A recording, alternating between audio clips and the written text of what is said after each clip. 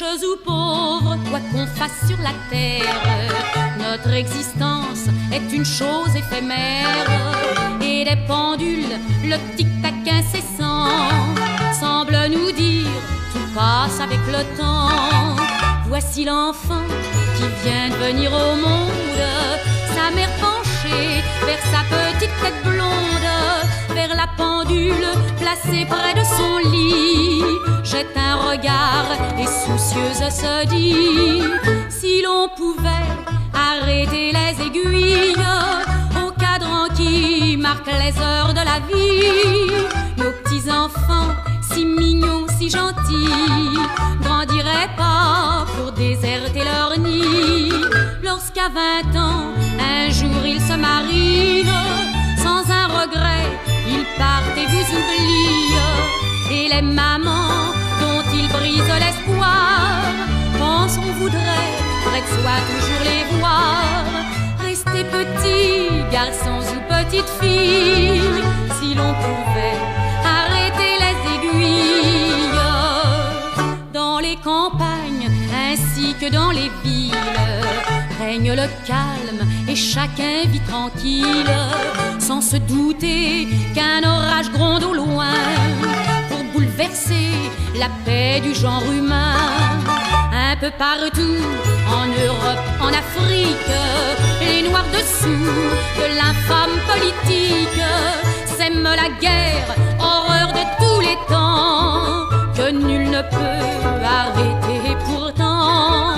Si l'on pouvait arrêter les aiguilles au cadran qui marque les heures de la vie, on n'entendrait plus le tocsin sonner pour enlever nos fils à leur foyer.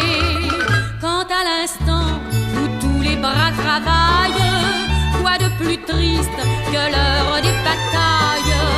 Peut-être qu'un jour, retrouvant sa raison, le mot dira la guerre et ses passions.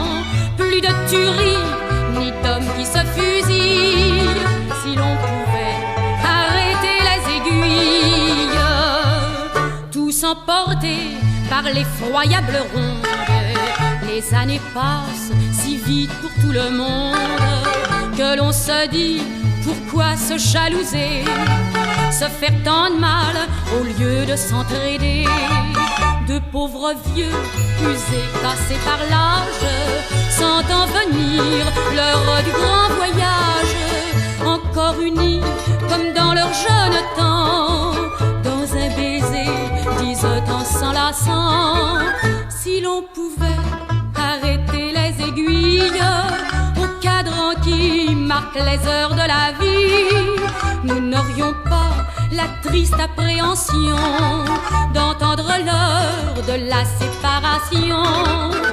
Après avoir passé toute une vie à nous chérir sans aucune jalousie, le cœur bien gros, on ne devrait pas penser qu'un jour, hélas, il faudra nous quitter.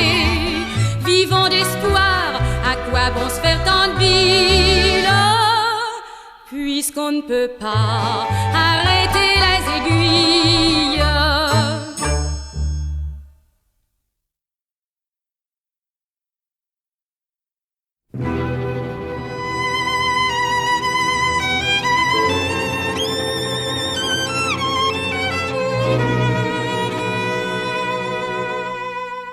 Don Juan mettait par son sourire le cœur des femmes en émoi. Le cœur de l'homme est mon empire, la femme à la rose c'est moi. Chaque nuit dans l'ombre fleurie, je cherche de nouveaux amants, et ma sérénade en folie leur soupire passionnément. Voici mon cœur qui veut m'aimer, voici mes bras pour s'y pâmer, voici mes lèvres, voici mes yeux. Je vous les donne, soyez heureux. Voici la fleur de volupté, goûtez ce soir à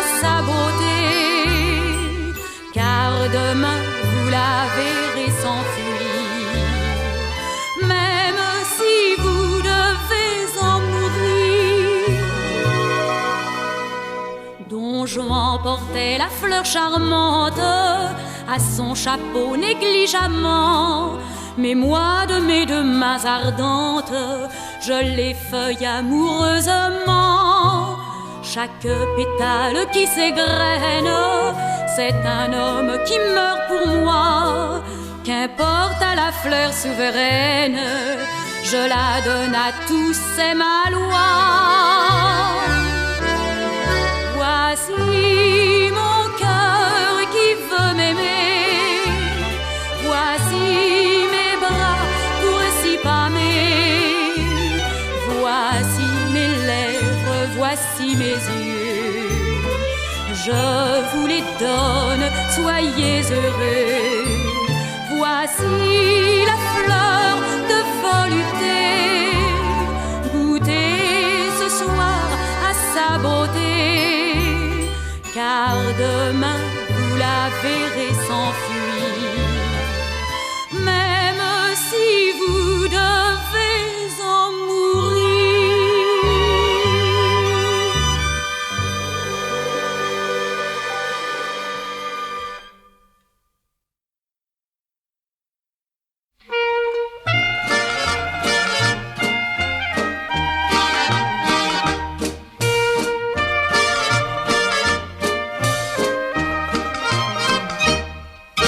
L'autre jour je flânais sans savoir pourquoi. J'avais mal au nerf jusqu'au bout des doigts. Les gens m'agaçaient, je les trouvais bêtes. Une envie de pleurer ou de faire la fête. Tiens, un attroupement, voiture, bouquet blanc. C'est un grand mariage, sûrement y a de l'argent. Voici la mariée et la foule s'écrie. Ce qu'elle a du chic, ce qu'elle est jolie. Alors je regarde et je crois rêver. Sous le voile blanc, je viens de retrouver Joujou, mon gentil joujou, ma jolie poupée de belles années que j'ai tant aimée. Je t'appelais ainsi, car tu m'avais dit que les petites poupées ne sont des joujoux, que les doigts des hommes brisent comme des fous. Poupée, joujou d'amour, joujou, plaisir d'un jour. Et la jalousie me tordit le cœur. Tu ne tiens pas encore ton rêve de bonheur. Une affreuse pensée dans ma tête roule. D'un geste brutal j'écarte la foule. Je vais pour crier, c'est moi ton amant. J'allais arracher ton voile tout blanc quand j'ai vu tes yeux, des yeux de martyr, des yeux malheureux qui semblaient me dire: c'est vous le coupable et vous me jugez. Alors j'ai pleuré et j'ai murmuré: Joujou, mon gentil joujou, ma jolie poupée de belles années que j'ai tant aimée. Je t'appelais ainsi, car tu m'avais dit que les petites poupées ne sont des joujoux, que les doigts des hommes brisent comme des fous. Poupée, joujou d'amour, joujou, plaisir d'un jour.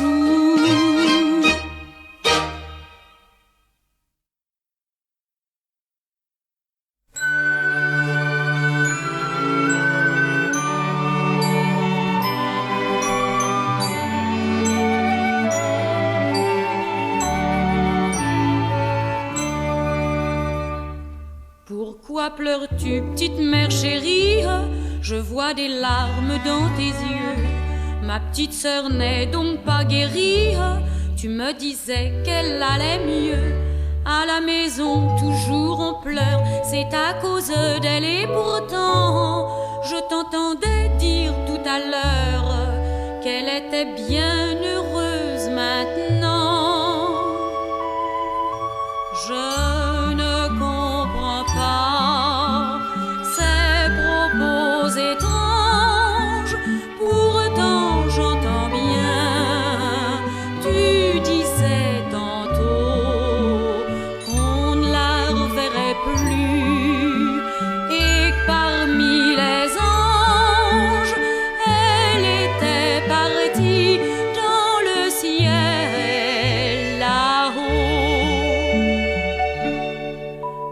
Ma chère enfant, prends ta poupée, allons au bois, tu reverras tes camarades occupés de chiffons et de falbalas.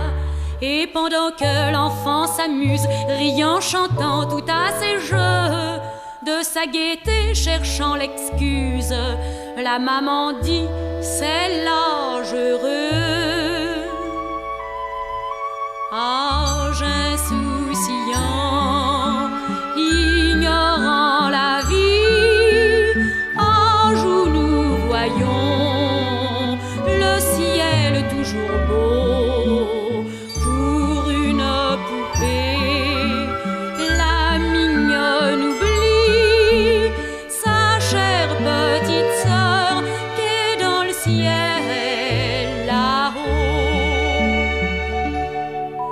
Mais tout à coup, on crie, on bouge, et toute la bande joyeuse s'en va vers le marchand de petits ballons rouges. J'en veux un, maman, celui-là. Allons, tiens, prends, petite folle, et tiens-le bien. Merci, maman. Tu l'as lâché, le ballon s'envole. Je devrais te gronder sévèrement. Oh non, ne gronde pas, petite mère jolie. Je l'ai fait exprès, j'ai choisi le plus beau.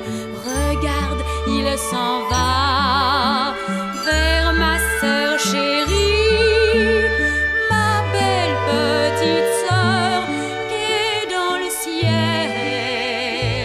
là-haut.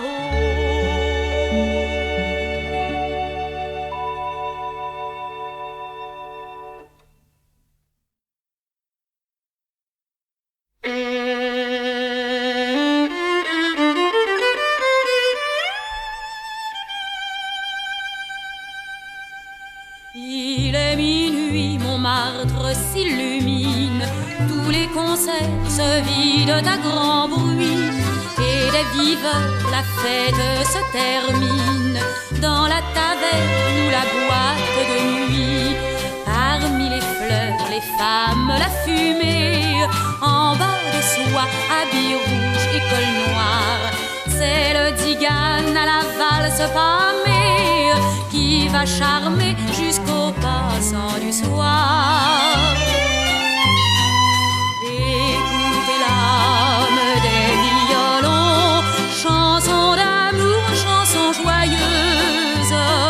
Les musettes et les ninons prennent des poses langoureuses par les notes endiablées, passant dans des rythmes profonds. Les femmes sont ensorcelées quand chante l'âme des violons. Elle a 20 ans, c'est une fiancée aux 12 yeux bleus qui rêvent de l'absent. Dans la maison, c'est la petite fée qui met du ciel au cœur des vieux parents. Il se fait tard et pour tromper la tante, son cher violon sorti de l'écrin noir va sous ses doigts jeter la note ardente du fol amour qui fait tout son espoir. Écoutez l'âme des violons, âme de rêve, âme berceuse. Les femmes inclinent leur front quand la musique est prometteuse. Chanson d'avril, chanson charmante, hymne des cœurs en floraison. Les baisers des jeunes amantes font rêver l'âme des violons.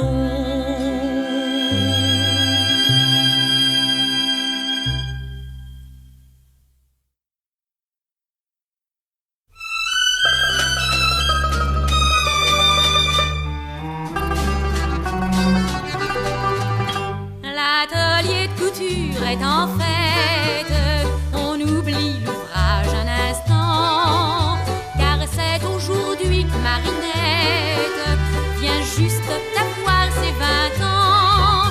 Trottin, petites mains et premières ont tout apporté des gâteaux, et Marinette offrant le porto, je dis joyeuse en levant son verre. On n'a pas tous les jours 20 ans, ça nous arrive une fois seulement.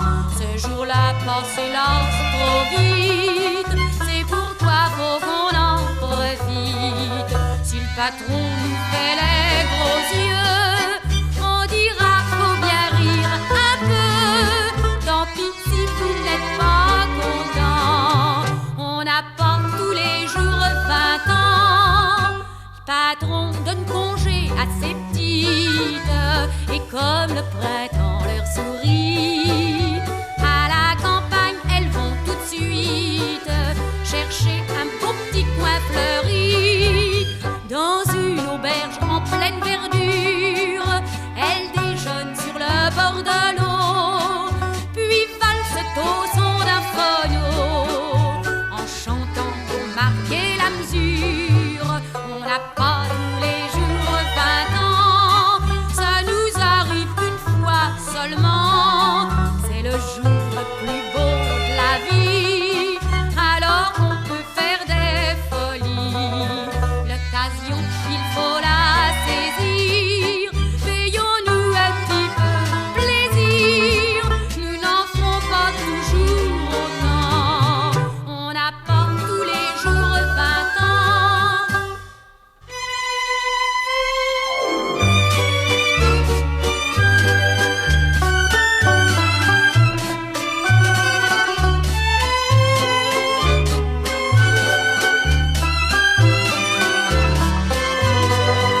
On n'a pas tous les jours 20 ans, ça nous arrive une fois seulement. C'est le jour le plus beau de la vie, on n'a pas tous les jours 20 ans.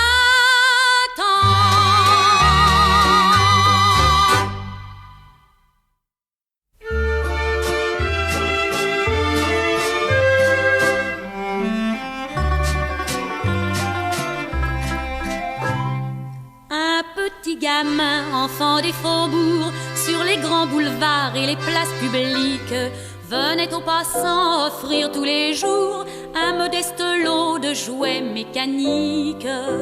C'étaient des soldats peints et chamarrés, de toutes les armes et de tous les grades, faisant manœuvrer leurs sabres dorés, militairement comme à la parade. Et le gamin adorait ses joujoux, presque à la folie, mais il devait, hélas, les vendre tous pour gagner sa vie.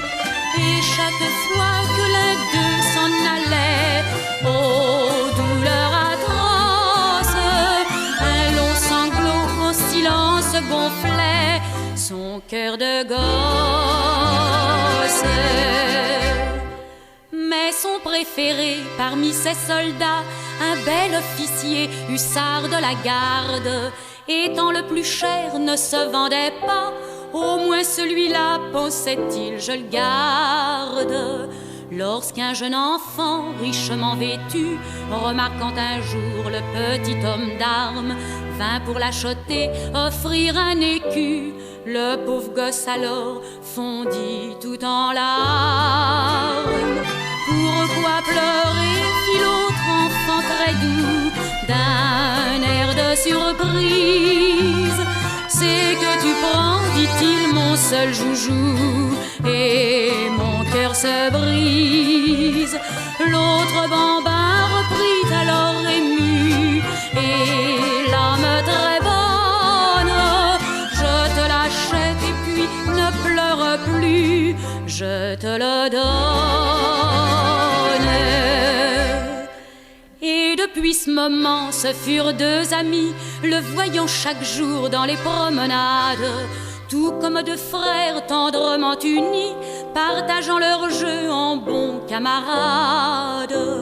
Mais au petit camelot, voilà qu'un matin, on vint apporter la nouvelle affreuse que son compagnon était mort soudain, emporté la nuit par la grande faucheuse. Il prit alors son joujou, son hussard, son idole chère, puis il s'en fut le porter le yagare sur la blanche pierre, et se penchant contre la tombe, il dit d'une voix étrange: emporte-le pour jouer au paradis avec les anges.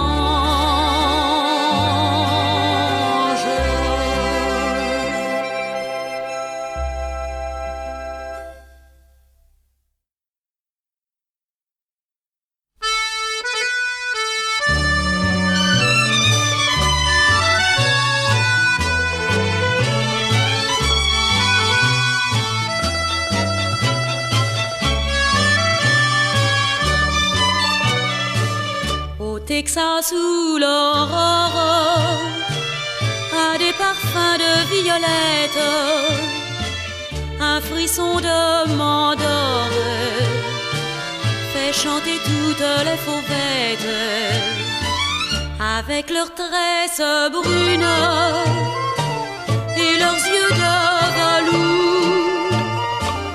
À qui cherche fortune, elle donne que le jour a fui, elles s'en vont légères, et de l'ardente nuit font goûter le mystère, les baisers de passion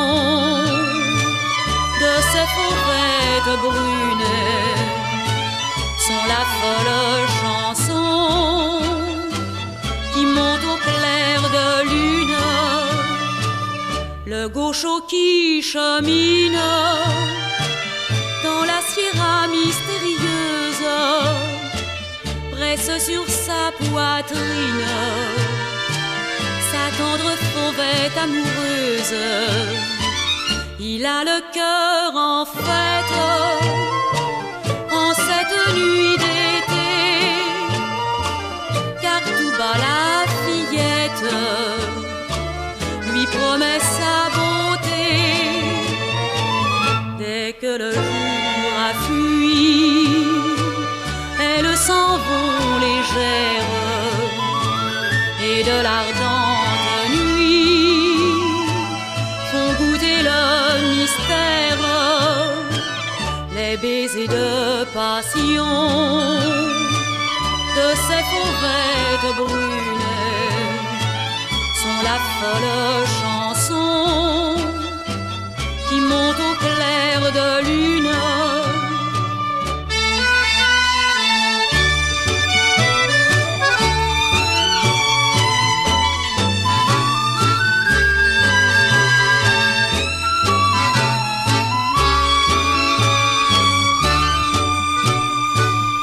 Il emporte là-bas l'espoir et la fortune, mais son cœur restera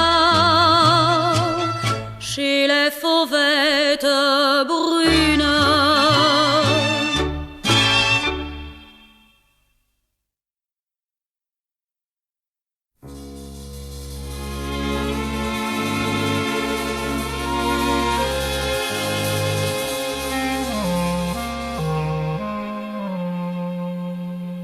C'était une riche et belle fille, demi-mondaine au non-côté.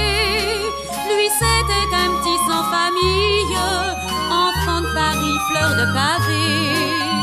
Un jour qu'elle descendait de voiture, le voyant qui tendait la main, elle lui demanda dans un murmure: dis-moi qui donc es-tu, gamin? Baissant les yeux, le pauvre gars lui répondit tout bas: Je ne suis qu'un petit voyou de barrière. Je n'ai pas de papa ni de maman, sans un seul ami sur la terre. J'ai grandi, on ne sait pas comment. Toute la journée, j'ouvre les portières, et le soir, loin des habitations, je couche dans les fortifications. Je ne suis qu'un petit voyou de barrière. Mais v'là qu'un soir la mort dans l'âme, il a pris par un vagabond qu'on devait cambrioler la dame.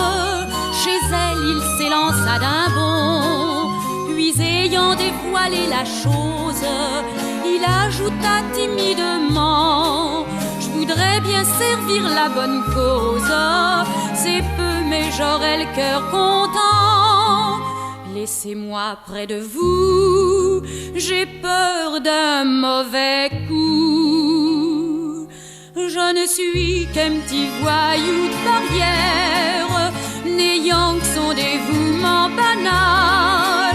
Pourtant je vous le jure, l'âme sincère, moi vivant on ne vous fera pas de mal.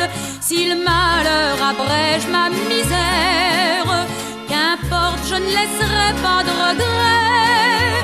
Moi simple gueux que nul ne connaît, je ne suis qu'un petit voyou de barrière. Ce fut un triste et sombre drame, la mondaine découvrit le matin, corps du gosse troué d'un coup de lame, devant la grille de son jardin. Il avait donné sa jeunesse pour la sauver d'un sort affreux, lui prouvant que l'or et la richesse, ça ne vaut pas le cœur d'un miséreux. Tout bas dans un sanglot, elle murmura ces mots: c'était un petit voyou de barrière qui mourut tout seul en secret, et cueillant des roses printanières, tristement elle fit un bouquet.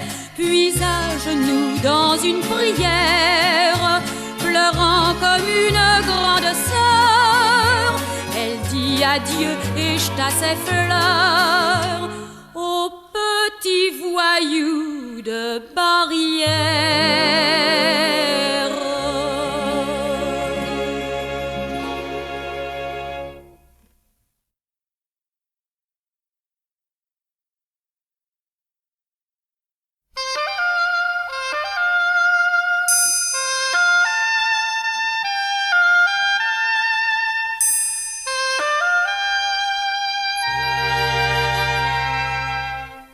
Dans un des plus beaux quartiers de Paris, aux Champs-Élysées, près de l'avenue, un bonhomme hirsute aux longs cheveux gris va déambulant à travers les rues. Machinalement, tout en inspectant, à chaque fenêtre, anxieux, il s'arrête, bougonne ou sourit et parle simplement, faisant résonner bien haut sa trompette. Il joue ses airs les plus jolis et chante ce refrain de Paris. Je suis le raccommodeur de faïence et de porcelaine, raccommode objets de valeur, choses modernes, choses anciennes. Je répare bien des malheurs, ainsi j'évite bien des peines. Je suis le raccommodeur de faïence et de porcelaine.